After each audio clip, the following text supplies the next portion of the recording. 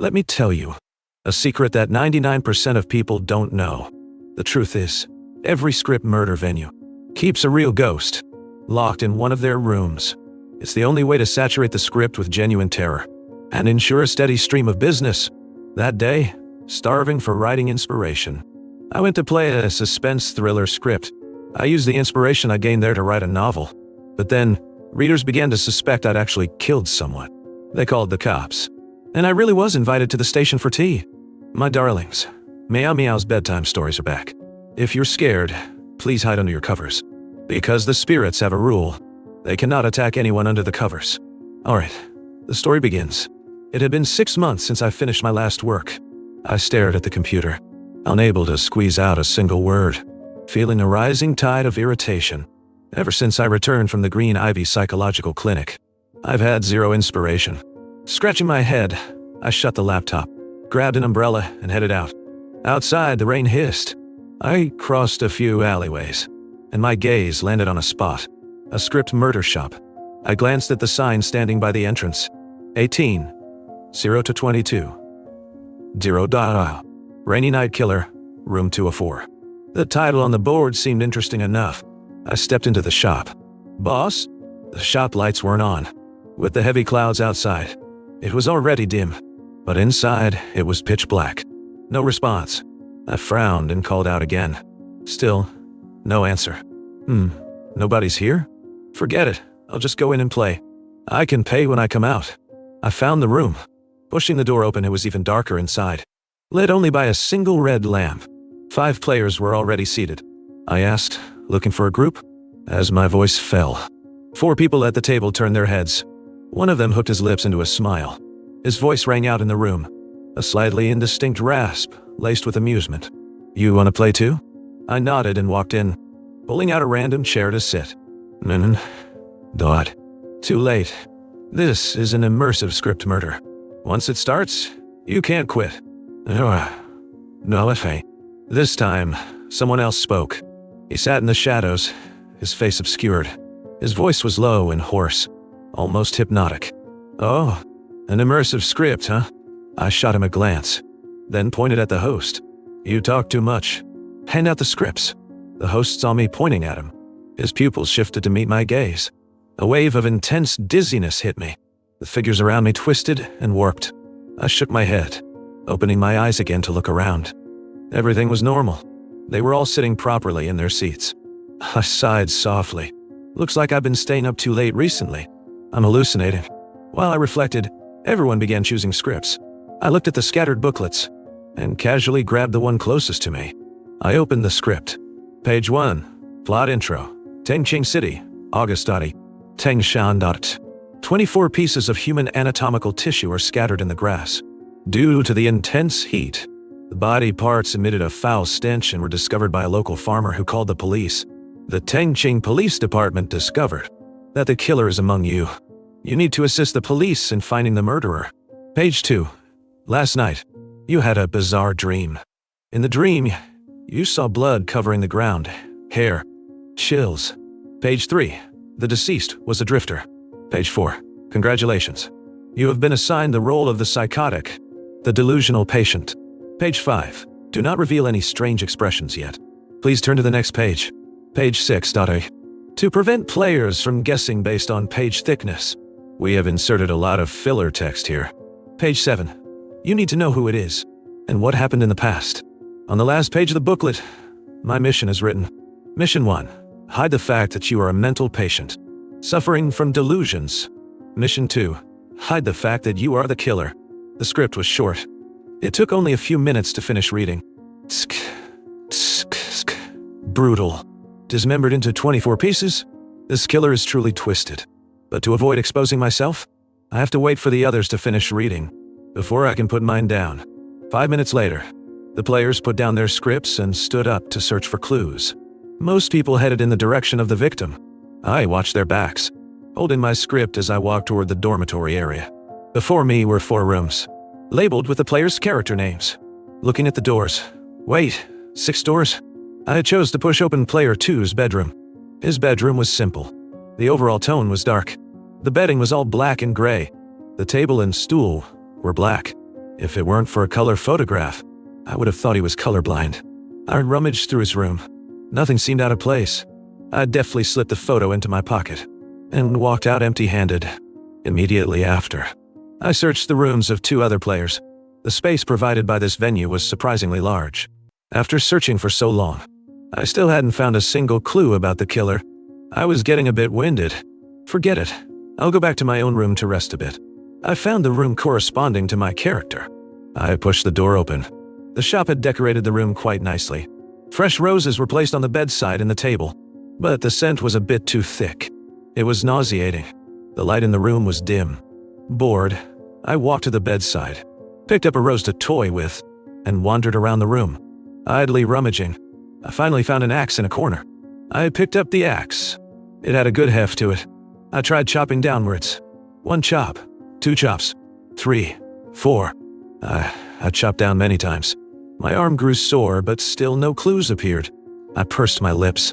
Just as I was about to put the axe down, still holding it, a rose thorn suddenly pierced into my flesh. Bright red blood dripped down the stem onto the floor. The smell of blood filled the air. The rose pricked me. I tossed the flower aside and walked out holding the axe. Just as I stepped out the door, my shoulder suddenly sank. I turned my head. It was that player 2 who sat opposite me. I grimaced and shrugged his hand off my shoulder. "You're crushing me. It hurts. Get your hand off. Believe it or not, I'll split you with this axe." The man stared at me for a moment before removing his hand. We were backlit. I couldn't see his expression clearly, but as he stared straight at me, also, I smelled a strong scent of disinfectant, mixed with an indescribable odor. Stinks like hell. I covered my nose and waved, brandishing the axe as a warning. "You got a crush on me? I'm straight. I don't like men." The man didn't get angry at my words. He just smiled. "Player 1 is joking. I just came over to see if you found any clues, to see if I could offer any help." "No clues. And you?" I shook my head. "What about that in your hand?" the man asked. I waved the axe. I shrugged. "Just a prop. Too blunt. No fun." After speaking, I tossed the axe to the side and went to find the other players. The man remained standing there, staring at the axe I'd thrown away. His expression was unreadable. I let out an impatient breath. "What's so interesting about an axe? Go ask the others if they have any clues." "Why?" The man glanced at me, then slowly walked to my side.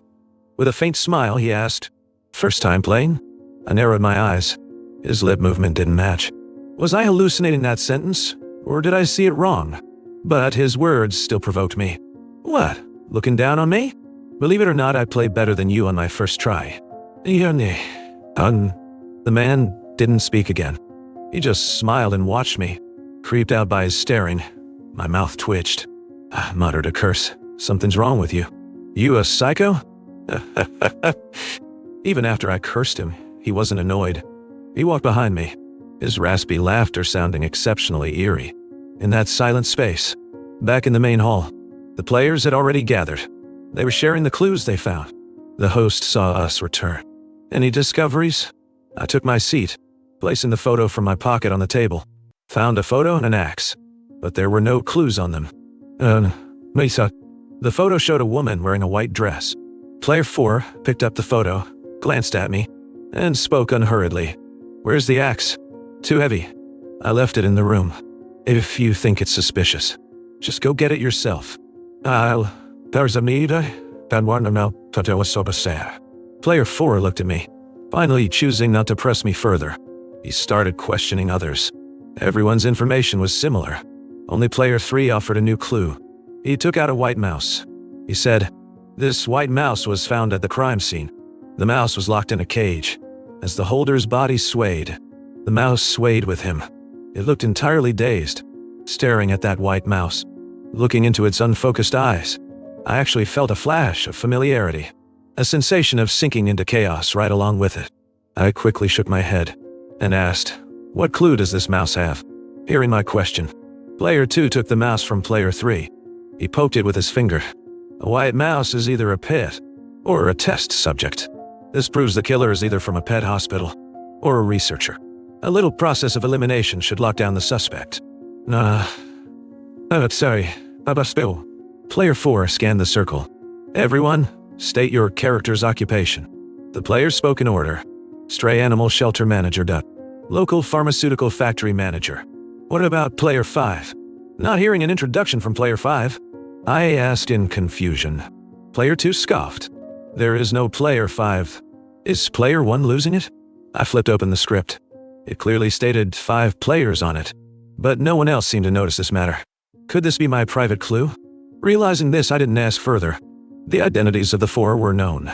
Everyone had a preliminary suspect in mind, because the information everyone received was sparse, and didn't include my key details. I wasn't exposed. I completed Mission 1 and Mission 2, but Mission 3, the accomplice, due to lack of info, couldn't be determined yet. Under the host's arranged flow, I received the second booklet. Page 1. Although you killed him, because you suffer from mental illness, you are not the true murderer. You are just a pawn being used. Page 2. Please pay close attention to players getting close to you. The killer is hiding among them. Page 3. No further information. Turn the page. Next, you need to complete your missions. Mission 1. Find the true killer. Mission 2. Immerse yourself in the script. Find out why the drifter killed the animals. Mission 3. Protect yourself. Do not let the killer find you. 2 hours later, the killer was caught. I looked at the booklet on the table, thinking this game was thoroughly satisfying. It gave me plenty of inspiration. I'll go home and write it down. As my new book, come out of the script, Murder Shop. I crossed the alleyways and returned home. Taking out my keys, I opened the door. After ensuring the door was deadbolted, I went to the study. While the inspiration from the game was still fresh, I sat immediately at the computer. I hammered out the first 3 chapters. Over 10,000 words in total. After checking for errors, I hit publish and sent the chapters out. As the number 1 on the mystery and thriller author charts, I already had a massive fan base. Half an hour after the update went live, I received numerous comments from readers. Author, you're telling this like it's your own experience. It's written so realistically. It's really good. You think this is a novel? This is a damn autobiography. I read a few chapters.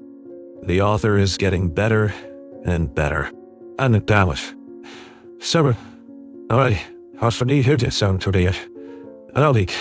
This new book is genuinely good. Much more interesting than the previous ones. It feels way more immersive. Why does it feel like the author killed someone just to write this? Author, you didn't really kill anyone, did you? I called the police. Attached to that comment was a screenshot. I clicked it open. What the hell? Is this real? After briefly checking a few comments, I logged off. Time to shower and sleep. Grabbing a towel, I walked into the bathroom. After showering, I went to bed. Noon the next day. The doorbell rang. I poked my head out of the covers irritably. I yelled, "Are you sick? Won't even let a man sleep in the morning." The doorbell went quiet. I rolled over, intending to go back to sleep. Before I could close my eyes, my phone rang. What is wrong with you people? I picked up the phone. Before I could unleash my greeting, the other party cut me off. "Hello, Mr. Luo. We are police officers from the Linen Station. We are currently at your door. Please open up." I froze. Police? At the door. Although I had doubts, I quickly got up and went to the door. I opened it. A group of people stood outside. The leader held up his badge to my eyes. "Police? Mr. Luo? Someone reported that you committed murder. We have a few questions. Please come with us." I was stunned. I thought of the comment I saw last night. Are readers these days so serious? I thought they were just joking. I didn't expect them to actually call the cops on me. I scratched my head and followed them in my plastic slippers. I was taken to a confined space. The officer sat opposite me. "Yesterday evening, from 6 p.m. to 10 p.m. Where were you, Mr. Luo? What were you doing?" "I was playing a script murder game during that time. Address, an alleyway near Tengshan." "Romania? What's Arnie?" Hearing Tengshan, the officer's expression shifted slightly. "Storefront? A script murder shop? Can anyone vouch for you?" "Yes. There were 4 or 5 other players. They can testify for me." Can you give us the information of the other players? I scratched my head. It was a pickup group. We scattered after the game. I didn't memorize who they were. But the shop has surveillance cameras. Surely they caught it. Just go check and you'll know. Now it's true. Seeing the officer treating me like a criminal, and being interrogated like this, after telling them everything I knew, only to have them not believe me. My mood soured instantly. I pressed my tongue against my lower jaw. I just write novels. So if I write realistically, I have to get arrested? Those reports are just blind guesses. I wouldn't dare kill anyone. Oh. The officer organized the files in his hand, then looked up at me. Mr. Luo, everything you say now will be evidence in our investigation. Fabrication or deliberate concealment of the truth can lead to detention for minor offenses and for serious ones. A fixed-term imprisonment of up to 3 years. I hope you will cooperate with our work. Wow. Monsieur, I am answering your questions seriously. I am cooperating. Why? I pouted and looked toward the glass on the side. Curiosity took over. I leaned forward. Is there someone watching from behind that glass? The officer didn't follow my gaze. To the glass. He stood up. Mr. Raid. Luo, regarding your involvement in a major case, we cannot release you for the time being. Once we pull the surveillance footage and confirm what you said is true, we will clear you of suspicion. Oh, Papa, and free meals for a while? And I get to see what criminal investigation looks like. Adding some elements to my novel? Why not? I shrugged, indicating indifference. Seeing I had no objections, the two officers got up to leave. The moment the door closed, I heard someone call out, "Sir." I looked up, but the person was in my blind spot. I couldn't see the interrogation room door at all. It was shut quickly. I sat in the interrogation room, zoning out. Before I knew it, the morning had passed. It was lunchtime. I was brought out of the room and settled in a lounge area within the main office. The officer, who had been guarding me, went to get my food. While waiting for the meal, I looked around idly. Suddenly, a sharp pain in my toe. I looked down. It was a white mouse. It was biting my toe. Just as I bent down, a pair of black leather shoes entered my vision. I looked up to see a man wearing a white lab coat. He emitted a strange smell. Based on his attire, I guessed he was a forensic doctor. I straightened up, subconsciously scooting to the side. The man picked up the white mouse from the floor, glanced at me, and muttered softly, "Does the white mouse know it's a white mouse?" I gave a confused, What do you mean? Nothing. I just came out to catch this escaping mouse. Don't take what I said to heart. And as soon as he finished speaking, he let go. The mouse, losing the force supporting it, plummeted to the floor. Blood mixed with brain matter splattered out. Dead. He looked at me, then took a handkerchief from his pocket. He wrapped up the mouse carcass and threw it in the trash. Apologies. Slipped. After throwing it away, he left. The officer, returning with the food, placed the meal box in front of me. What did Forensic Examiner Way just say to you? I glanced in the direction the examiner left and shook my head. He said some nonsense I couldn't understand. Something about a white mouse, knowing it's a white mouse. Seemed like a psycho. Yeah. After lunch, I was locked back into that interrogation room.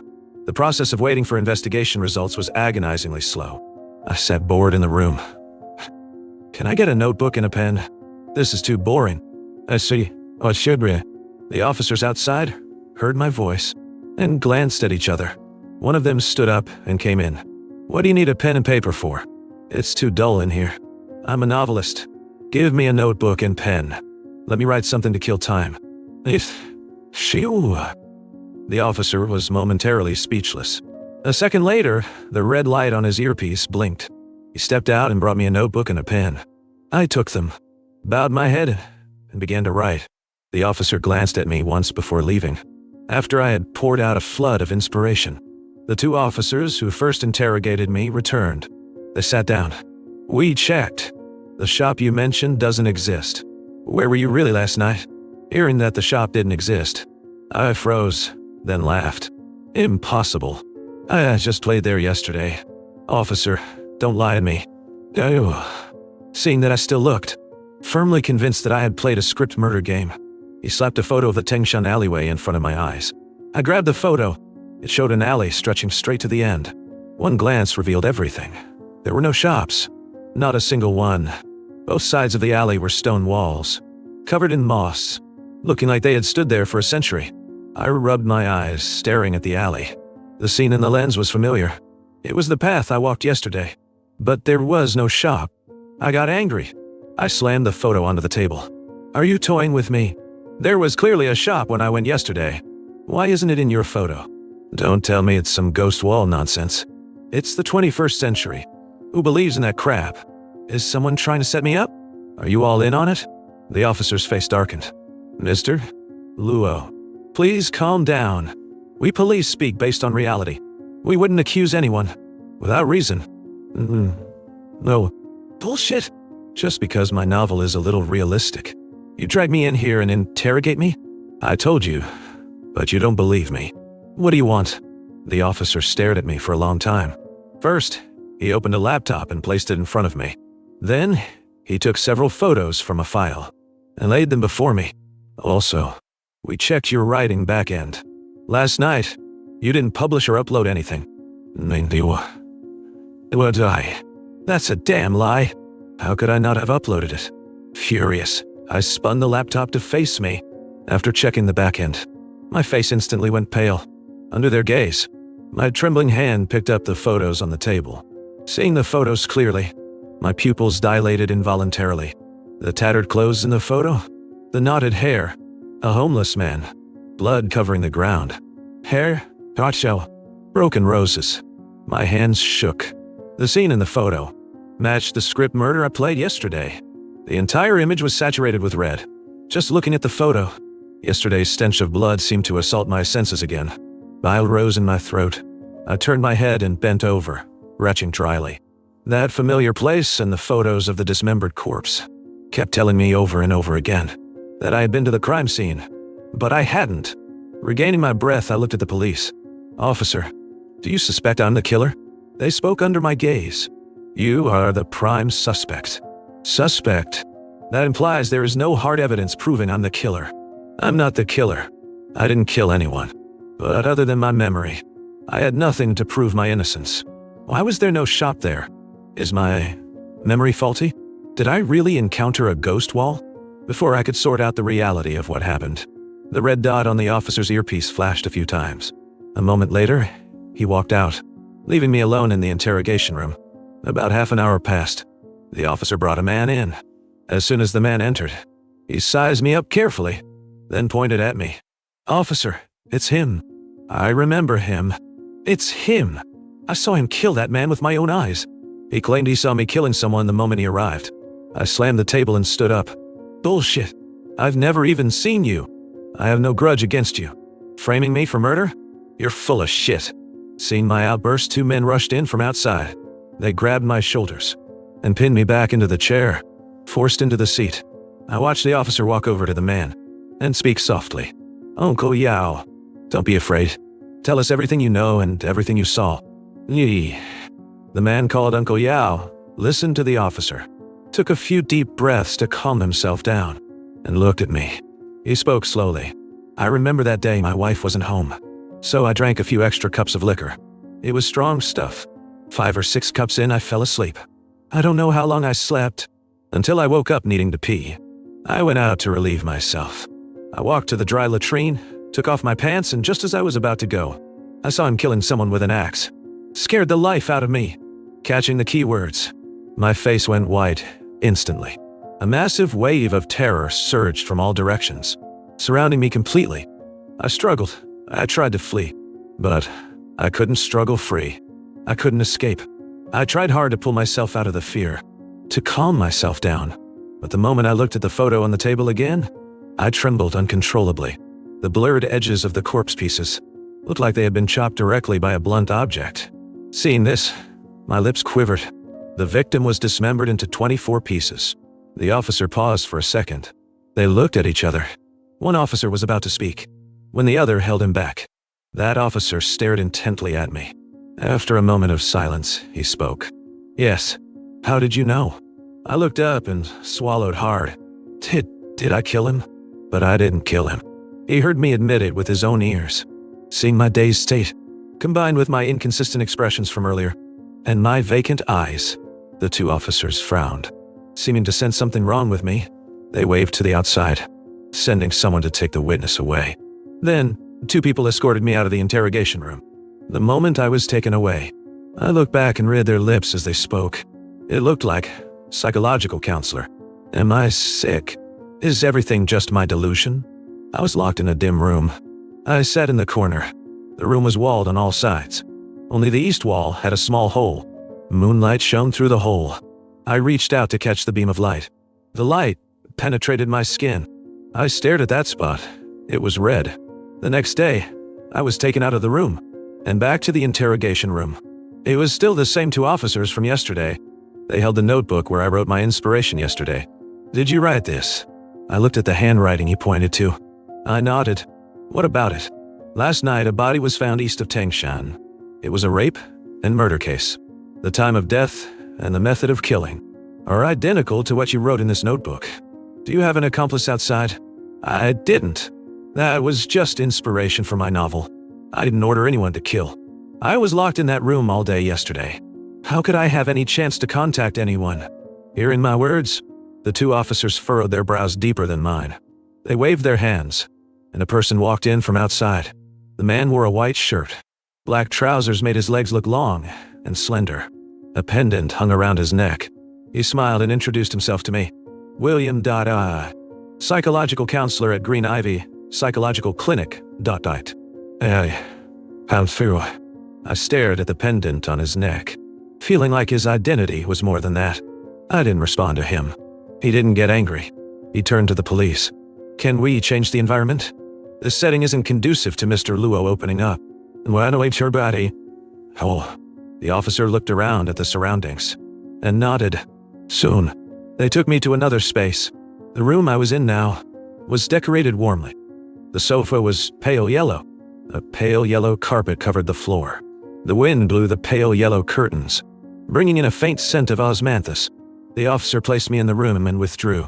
Now in the entire room, it was just me and that psychological counselor. William held the notes I wrote yesterday. He glanced at the content I had written. She just lay there on the ground quietly, unclothed, half a skirt tossed aside, lower body sewn shut, legs splayed outward. Nah. After a while, he placed the notebook on the table and sat in front of me with a faint smile. "I'm very curious. From what angle and with what mindset did you write this scene?" I replied testily. Inspiration struck, so I wrote it. What mindset? My temper certainly wasn't as good as his. He didn't get annoyed. He just kept smiling at me, his tone carrying a hint of curiosity. "Actually, I'm very curious about you novelists. How do you weave such thrilling stories? Where does the inspiration come from? Imagination, of course. Otherwise, do I go out and actually kill someone?" Hearing that, William's tone shifted abruptly. "Are you?" Buzz. His words instantly stabbed a specific point in my heart. In a split second, a tearing pain erupted in my head. I squatted down and curled into a ball. Seeing I was about to faint, William rushed over to me and bent down to check my condition. "Mr. Luo? Mr. Luo?" The intense pain forced me to grit my teeth and endure. I tried hard to open my eyes, but I couldn't. I struggled to open them just a crack, only to see a pendant swinging back and forth before my eyes. Once that sharp pain passed, slowly, it hurt less. When the pain became bearable, I propped myself up, gasping for air. It felt like I'd fought a brutal war. Seeing me recover, William stared at me for a moment, then handed me a sketchbook. "Mr. Luo, have you visited a psychological clinic recently?" I took the sketchbook he offered defensively. "Yes. Why? What did you check for, Mr. Luo?" He guided me gently. "Nothing much. Just a sleep disorder. I went for a sleep adjustment session." He looked at me and smiled, handing me a pen. "Then please, Mr. Luo, draw a tree, a house, and some grass on this." I took the pen from his hand. The touch felt oddly familiar. Under his gaze, I forced myself to draw what he asked. I gave the finished drawing to the counselor. Soon, he explained my condition to the police. He said I suffered from delusions, that I was mentally ill. After hearing this, the police sent me to a psychiatric hospital for more precise examinations. I didn't return to the police station until 2 days later. They had found the killer in the girl's murder case. The killer was that forensic examiner Wei. They wanted me to confront him, because forensic examiner Wei had clearly never accessed the notes I wrote, yet he used the exact MO described in my notes. Upon seeing me, Wei Zhuang didn't even bother pretending. He went straight to the point. Stop pretending. We are the same kind. Ken. His bluntness shook me to the core. I slammed the table and stood up, voice trembling. How are we the same kind? Speak clearly. Wei Zhuang smiled, but didn't answer. After that, no matter how much I asked, he wouldn't speak again. Coming out of the interrogation room, my head felt like it was filled with paste, so thick I couldn't turn my thoughts. Wei Zhuang was also brought out of the interrogation room. He looked up at me. Those eyes were like a beast's stare, as if he would rush over and tear me to shreds the next second. Being looked at like that, my legs started shaking uncontrollably. Just then, a rush of footsteps came from outside. A large squad of police returned. Only then did Wei Zhuang shift his gaze. He gave a rough glance. Everyone's expression was grave. He darted out a bright red tongue to lick the corner of his lips, then turned his gaze back to me. He smiled abruptly. From his smile, I knew something must have happened again. Soon, I picked out a few words from the noisy environment. Green belt, homeless man, serial killings, mass panic. Piecing these words together, I guessed that another murder had occurred in some corner of the city. But hadn't the killer already been caught? Besides me and Wei Zhuang, there were others? Too many things had happened recently. Too chaotic. For a moment, I couldn't figure out who the killer was, or what the truth was. And did I really kill someone? 3 homicides occurred in the city in one night. The higher-ups noticed quickly, and sent someone down immediately. Under pressure, everyone moved fast. The person sent was Captain Chi Yu, with 10 years of criminal investigation experience. Based on surveillance and evidence collected at the scenes, he quickly formed a theory and organized the deployment methodically. Within an hour, the perpetrators of the 3 cases were all brought to justice. Because of these 3 murders, I was brought to the interrogation room again. Looking at the familiar surroundings, I couldn't help but twitch my lips. I've been here almost more times than their own staff. This time, confronting me were 3 people I didn't recognize. I was pressed into the chair, hands fixed by cuffs. From the moment I entered, I was being closely watched. The officer turned on the interrogation light. Look, do you know them? I shook my head. Seeing I didn't know them, the officer shifted his gaze to the other 3. And you? As his words fell, the 3 murderers also shook their heads. I looked at them. Their eyes were vacant, and sitting there they were still trembling. They all looked honest. They didn't look like murderers who would dare to kill.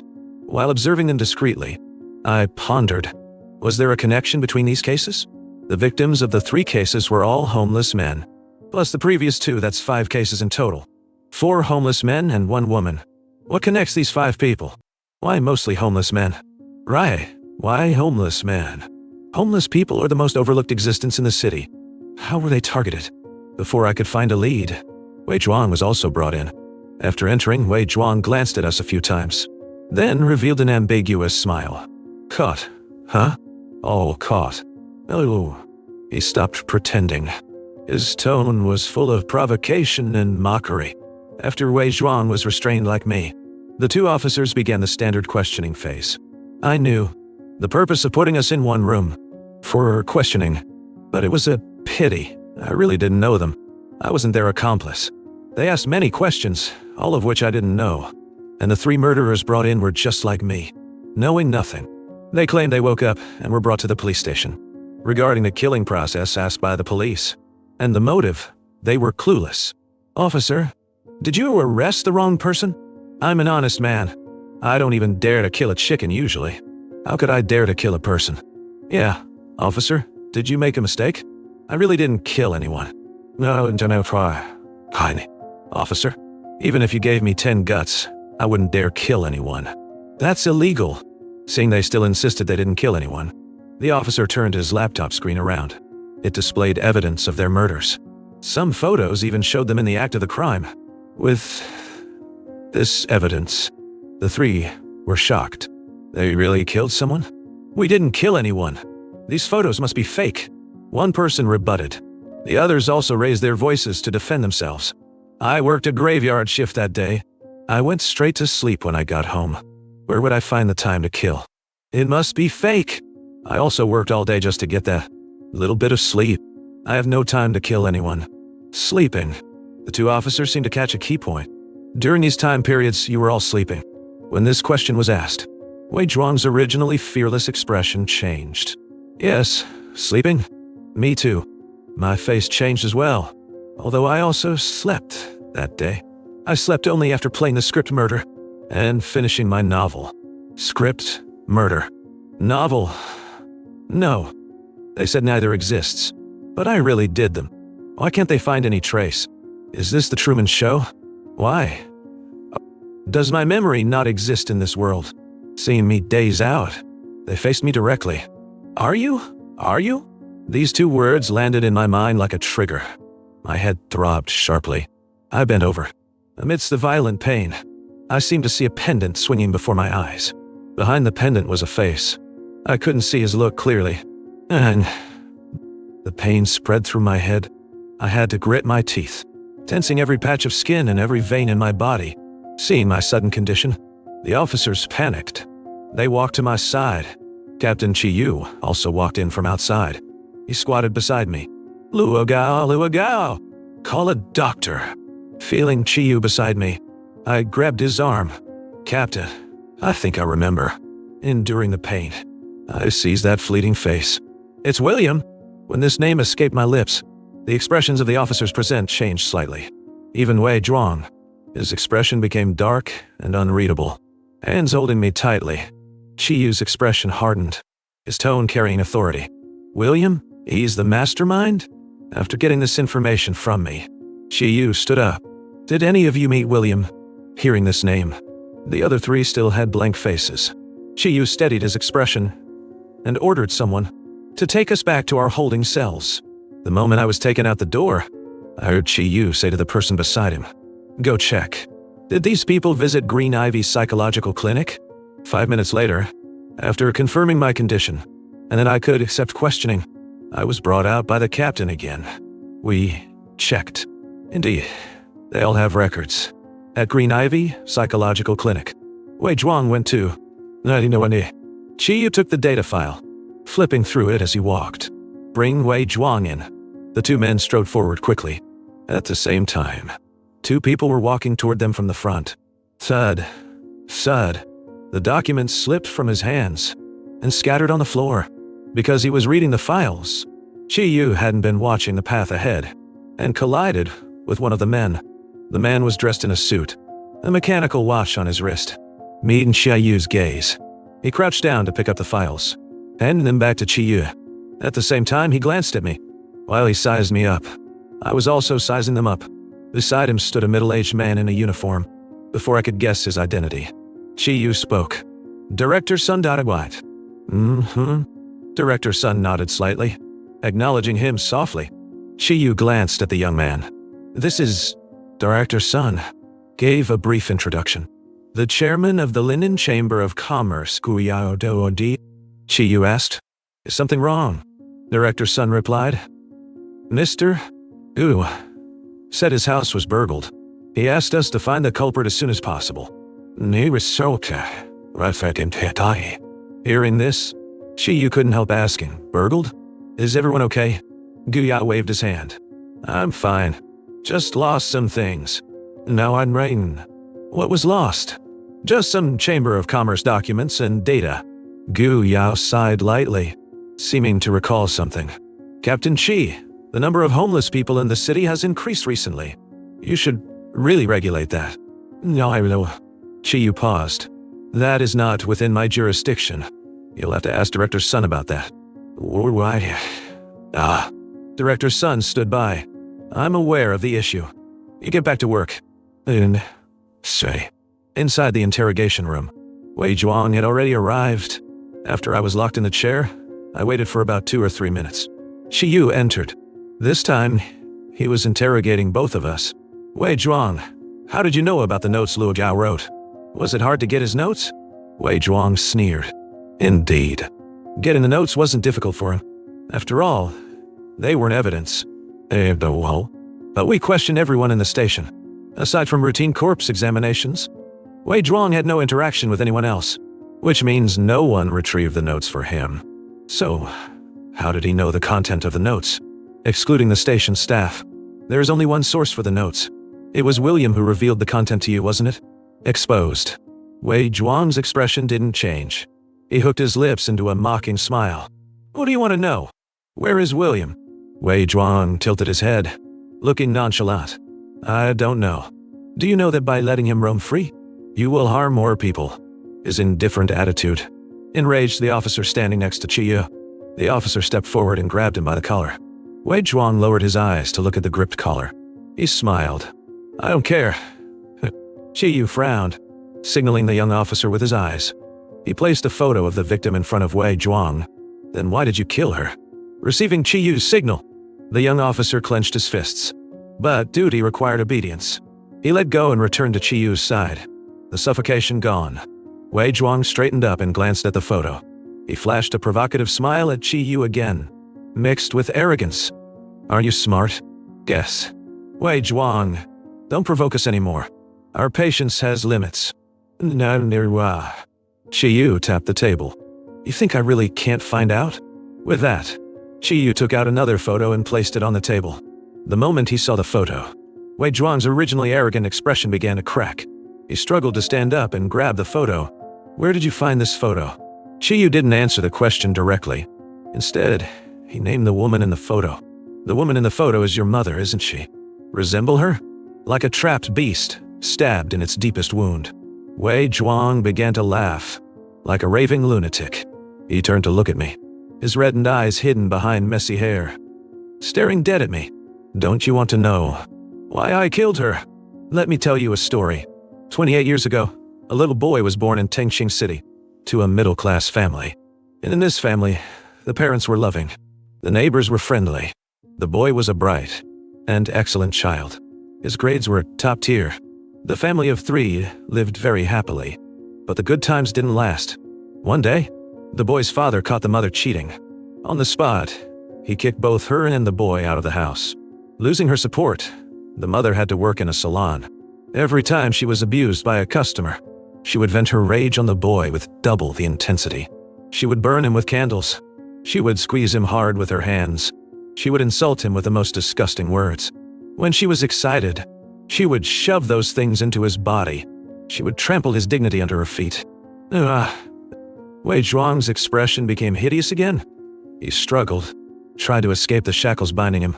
Under such torture, he endured for 3 years. It wasn't until 3 years later, when he got into the city's best university, that it ended. Although he escaped a life of torture, his heart was already twisted. His heart was already pitch black. But he could fake it well, relying on supreme self-control. He passed every assessment, and became a forensic examiner. Story finished. Wei Zhuang shifted his gaze back to the victim's photo. As for why I killed her, she was loose. She had a husband, yet she tried to seduce me on the bus. She chose her own death. Qiyu sat opposite him, his eyes flickering. He asked in confusion, seducing you on the bus? Wei Zhuang's eyes filled with disgust. Lecherous. Recalling something disgusting. On the bus, she bumped into my chest. Then she smiled at me. That smile was so fake, and wearing such a short skirt. She was a loose woman. Qiyu narrowed his eyes. Just because of that. You killed her? Yes. Wei Zhuang's expression had turned manic. Didn't she deserve to die? She had a family, yet she seduced others. Do you know? Tightening the stockings around her neck. Tightening, then loosening. Watching her slowly lose her breath in panic. That feeling is truly divine. He was insane, staring at the photo, as if admiring the victim's cruel death. But how could God let her die so simply? I thought of that notebook. I mimicked the method described in it. While she was still conscious, I made her understand, bit by bit. Promiscuity deserves punishment. God's punishment. Me. The truth of this rape-murder case was now very clear. Qiyu gathered all the evidence in front of Wei Zhuang. He walked up to Wei Zhuang and looked at him. That is not a reason for you to kill. You are not God. You cannot decide their lives, nor judge their existence. What truly controls you is the greed and desire in your bones. Qi Yu's eyes held an inscrutable expression. This interrogation, besides provoking Wei Zhuang to speak the truth, also had another purpose. William. Qi Yu shifted the topic abruptly, throwing out two questions at once. Where is William? Who is his next target? Wei Zhuang froze, then frowned. I don't know. Wei Zhuang, stop trying to deceive the police. Every minute you delay telling us, someone else will be in danger. Wei Zhuang tilted his head and raised an eyebrow. So what? Qi Yu ground his molars. Through criminal psychology and micro-expressions, he could see Wei Zhuang was not lying this time. He waved for someone to come in and take Wei Zhuang away. After Wei Zhuang was taken out, only Qi Yu and I were left in the interrogation room. I knew it was my turn next. Qi Yu came up to me. Luo Gao, how did you break William's hypnosis? I asked the other three. They have zero memory of visiting Green Ivy Psychological Clinic. Keywords? Dawa. Everyone has a hypnotic key. Nah. Whoa. I looked at the officer. Memories slowly returned to my mind. Half a month ago. Green Ivy Psychological Clinic. William. The locked memories flooded back. Some things are better left forgotten. But since I remembered, I couldn't just let it go. What is your keyword? Watching him, I spat out 3 words calmly. Are you? Just these 3 words. That was the keyword he gave me. As long as the keyword isn't triggered, I would never remember. I suspect the other 3 didn't encounter their keywords, so they have no memory of it. Right. Why did you go to Green Ivy Psychological Clinic? Insomnia. Qi Yu frowned. Just that one reason? I nodded innocently. Getting the information about keywords from me.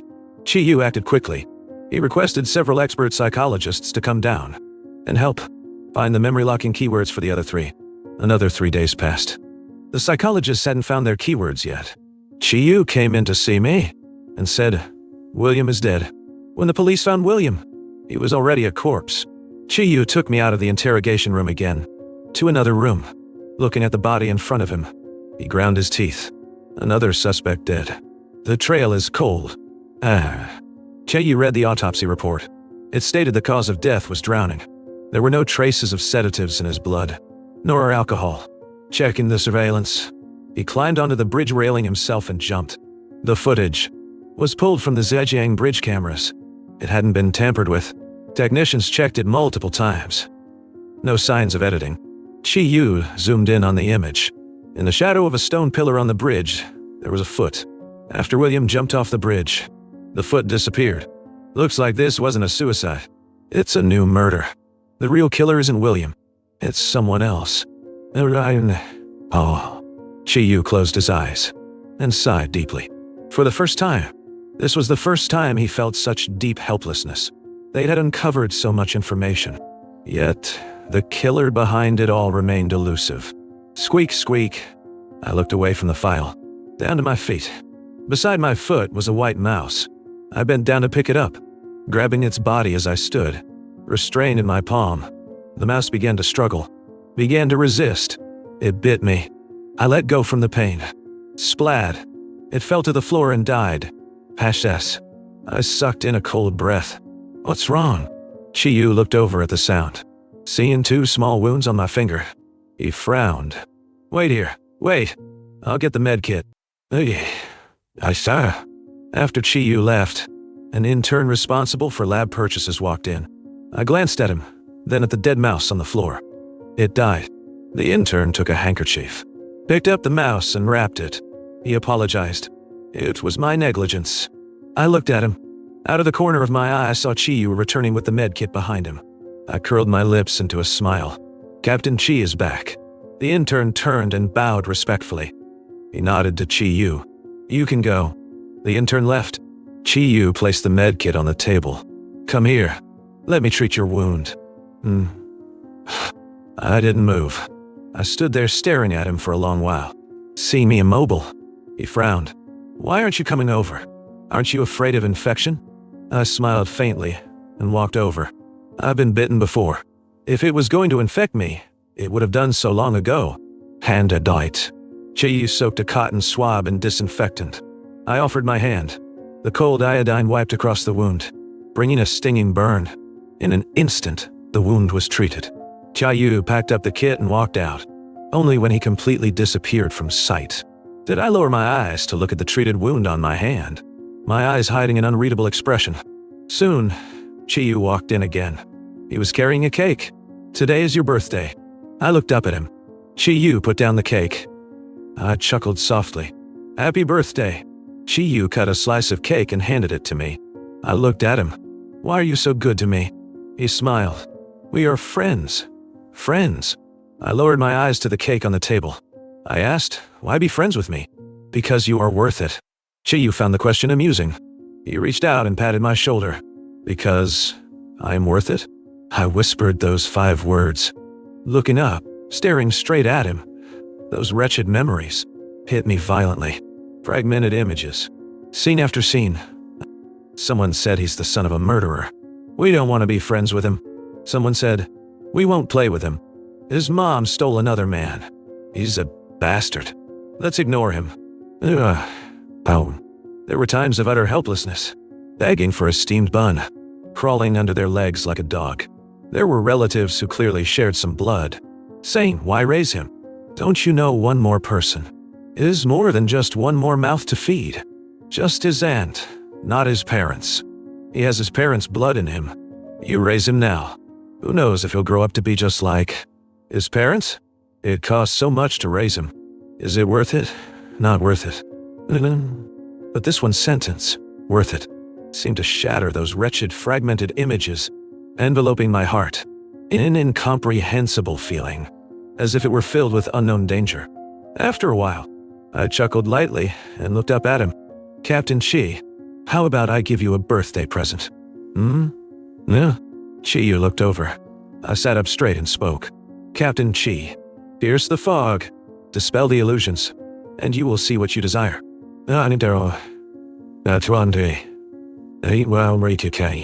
Chiyu frowned. I gestured to the files I held. The words homeless man on this caught my attention. I smiled half-heartedly. Why do you think he targets homeless men? They are so invisible. Invisible. Wow. Chiyu murmured those words. Suddenly, realizing something, he picked up the files on the table. Chiyu pondered for a moment, then left with the files. Before walking out the door, Chiyu paused and looked back at me. Seeing him look at me, I returned a smile. Luo Gao, you're not, right? I kept smiling, because I couldn't answer him. He frowned, instructed 2 other officers to take me back, and left. They mobilized more manpower day and night, and finally found a clue on the 3rd day. Learning the answer, Chiyu came to my room with the file. Luo Gao, I have to admit, you are very smart, but you used your intelligence in the wrong place. Yang too. He stared straight at me, spreading the file before my eyes. Seeing him stare at me like that, I didn't move an inch, just curved my lips into a smile. Captain Chi, if only you had appeared in my childhood sooner. Come to my side. How good that would have been. Maybe I wouldn't have walked this path. Oh, I smiled, taking the file from his hands under his gaze. It was a murder case from 20 years ago. The Tengshin husband-killing tragedy. The old newspaper featured a photo. A man lay in a pool of blood. A woman held a dripping blade. Blood flowed from the corner of her mouth.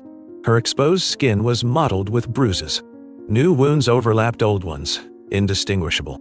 It was a wife who had been abused for a long time. Behind the woman, she shielded a child. The child was completely blocked. Face unseen, I looked at the photo, reaching out to gently stroke the woman's cheek. This is my mother. A woman trafficked to Tengshan, and my father was the one who bought her. Just 2,000 yuan. Ruined my mother's life. Ruined my... When I first saw that man abusing my mother, I asked her why she endured it. Why not run away and call the police? She said she couldn't call the police. If she did, I would become the child of a trafficker. For me, she endured year after year. Until that day, the man lost at gambling. He came back drunk and was about to beat her again, when a knife plunged into his body. Blood spurted out. He died. The neighbors called the police. Along with the police came the reporters. They held up cameras and captured that scene, printing it in the newspaper. In that era, the spread and authority of newspapers were unquestionable in people's minds. Father died. Mother was a murderer. No one would be friends with me. No one dared to get close to me.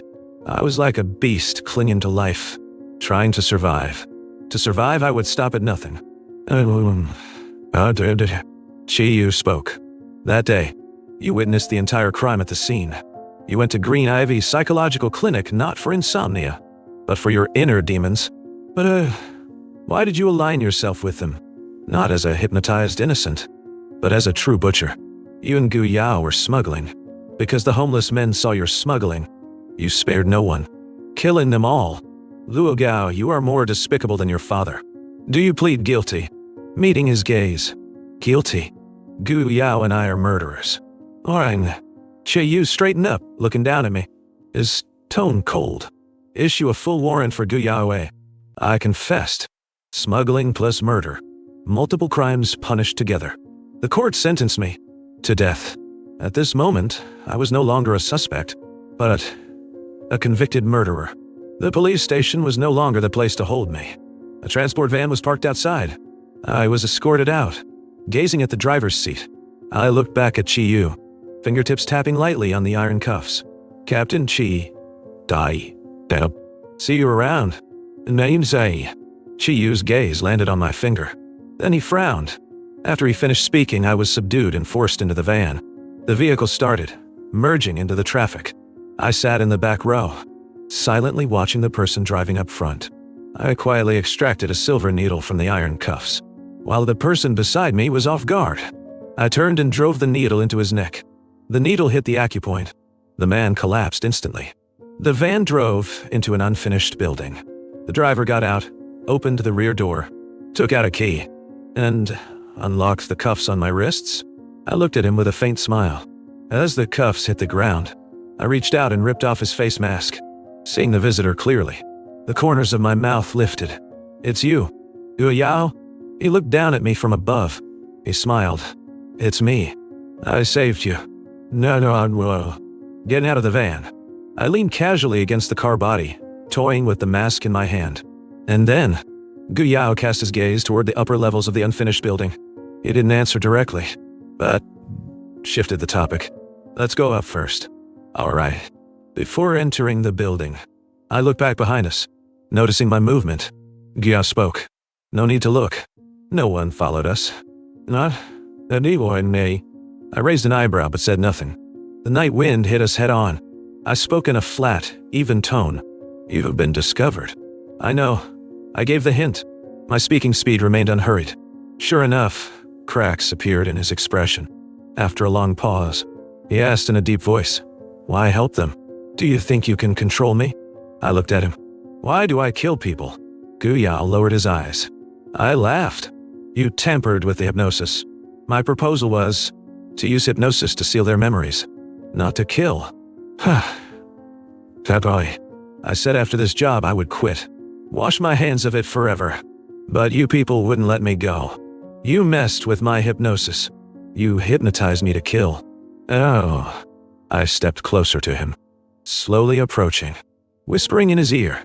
Did you think I'm someone you can just slaughter at will? The blade sank into flesh. I smiled and let go, watching coldly as he fell to the ground. I took out the handkerchief from the bag and methodically wiped the warm blood from my palm. Gu Yao looked down at the knife, plunged into his chest. I squatted down, looking at him, the corner of my mouth hooking up. Then, mercilessly, I pulled out the short knife. No need to thank me. As the knife was pulled out, blood sprayed like a fountain, splattering across my cheek. Captain Chi, look, I solved him for you. I looked up toward the stairs, meeting the gaze of Chi-Yu and the SWAT team.